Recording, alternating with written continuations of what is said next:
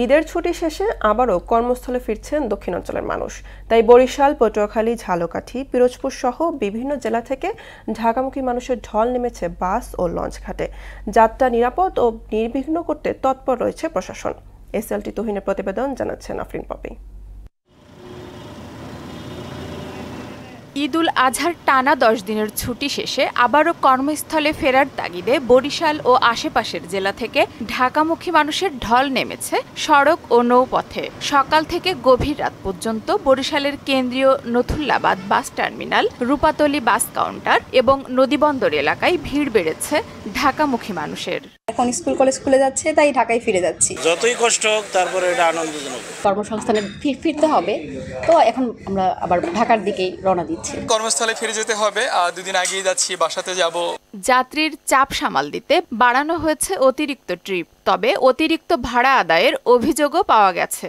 আজকেই ফিরে যাচ্ছে, কালকে অফিস করতে হবে। সড়ক ব্যবস্থাটা খুবই বাজে। বরিশাল হয়তো পদ্মা সেতু পর্যন্ত ঠিকঠাক আসতে পারি, কিন্তু বরিশাল অব্দি আসতে অনেক খারাপ অবস্থা।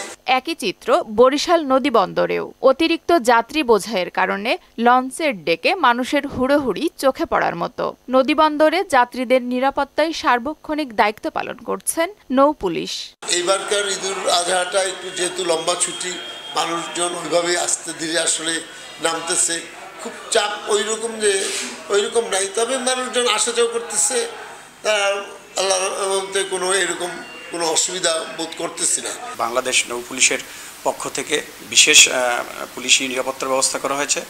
সে মোতাবেক বরিশাল নৌবন্দরে একটি কন্ট্রোল রুম খোলা হয়েছে। 24 ঘন্টায় এখানে পুলিশ থাকে। যাত্রীদের নিরাপত্তা নিশ্চিতে লঞ্চে অতিরিক্ত যাত্রী না ওঠানো সহ অতিরিক্ত ভাড়া নেওয়া বন্ধে কঠোর অবস্থানে জেলা প্রশাসন। আমাদের ঈদ পরবর্তী যাত্রীদের জন্য নির্বিঘ্নে যাতে কর্মস্থলে ফিরতে পারে, এই জন্য আমাদের যে বাস কাউন্টার গুলো আছে সেখানে আমাদের র্যাবের ক্যাম্প রয়েছে, পুলিশের ক্যাম্প রয়েছে, মোবাইল কোর্টের ম্যাজিস্ট্রেট রয়েছে।